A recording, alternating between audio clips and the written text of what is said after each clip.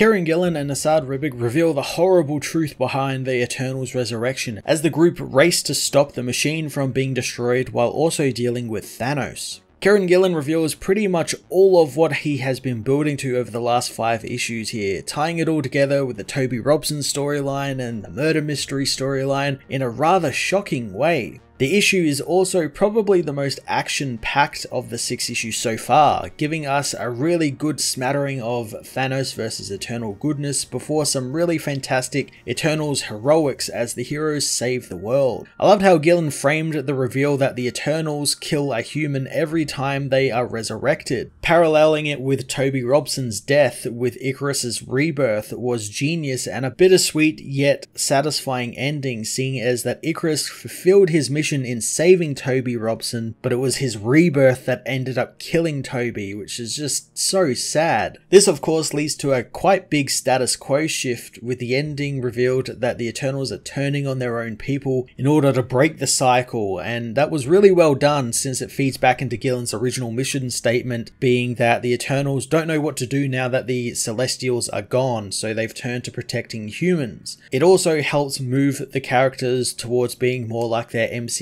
counterparts who protect humans, not Celestials, but it's done in a very organic way and isn't just like a sudden change like you get with some of these movie synergy things that happen in comics.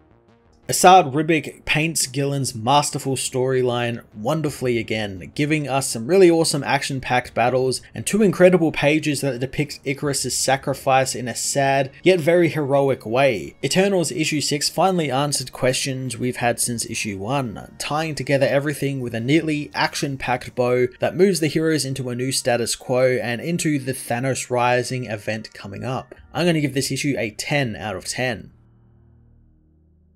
Eternals issue 6 goes 1 month into the past, where Thanos awakens on a horrific operating table with his chest cut open, welcomed by his supposed savior Phastos, who says that while he was looking through the temporal eddies on Titanos, he came across the Titan, studying the villain and finding he is a true Eternal. He reveals that he has linked Thanos to the machine, but he won't be able to be resurrected, and he will work for Phastos, and in return, he will be fully integrated into the machine and be able to be reborn. But if he betrays him, the integrated devices in his heart will fail and he will die. Thanos knows that he will never be free, but accepts the game, as in the present, the Mad Titan beats back Icarus and the other Eternals. Gilgamesh throws Thanos through a hatch in the machine, but the being tries to escape via the network, with Cersei covering him in a fungal plasma, stopping the villain in his tracks. The machine notes how while Thanos has been murdering for a long time, the Eternals have for longer, and they're a machine for killing monsters. Phastos meanwhile desperately tries to correct his mistake in the reality room, but finds nothing is holding the machine together, and it's now the end of the world. Sprite and Toby meanwhile continue to enjoy their outing as the sky opens and catches fire with lightning. Sprite tells the boy to have some faith in Icarus as the Eternal continues to attack Thanos. Phastos releases everyone from the loop since he needs them, but Icarus is teleported into the white void of the North Pole, and the network was made inaccessible to him. The machine continues to fail as Icarus speeds to Phastos, demanding to know what to do. Phastos tells him to remake the central span, so Icarus gets to work, but before he can tell him he doesn't understand, Drew grabs Phastos with his power, trapping the Eternal in his mind as he enters the surface consciousness of Phastos, battling the beasts within. Icarus speeds towards the central span with no fear in his body, instead feeling calm as he begins controlling matter around him and pulling it together, just in time to save Toby and Sprite from an eruption on the surface of the Earth. As he dies, Icarus's last thoughts are that he has finally fulfilled his program, and he is more than happy to die a hero.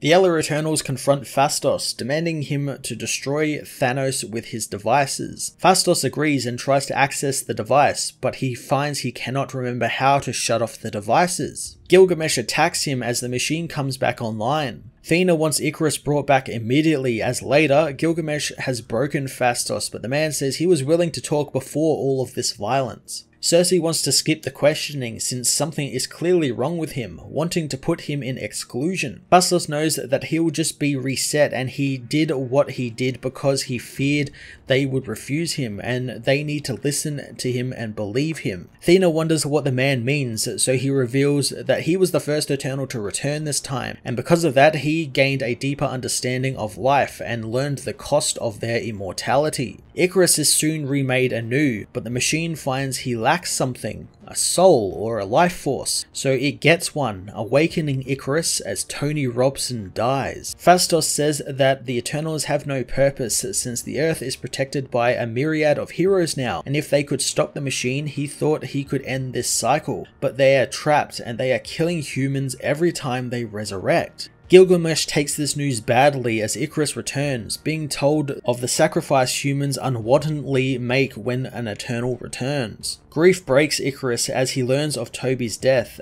as Athena knows Cersei tried to stop Phastos from telling them, but Cersei defends herself, knowing every time this happens it's the same and it doesn't work well for any of them. Zorus is soon reborn, demanding Thanos be purged, as later on Olympia, the Eternals tell Zorus that Phastos is to blame for this whole ordeal, and he was driven by the knowledge of humans being sacrificed so they can live. Cersei wants them all to get ready for the Unimind meeting, and Icarus wants to convince them all of this, that this is wrong. Athena asks Cersei what happens when they try this, so Cersei tells them that there are too many against them and they will be mind wiped to forget all of this, just like last time. Cersei wonders what other way there is, since this is an eternal way, as later on Lemuria, Icarus and the others approach the great city, looking to join them and ask them for their help to change their people once and for all.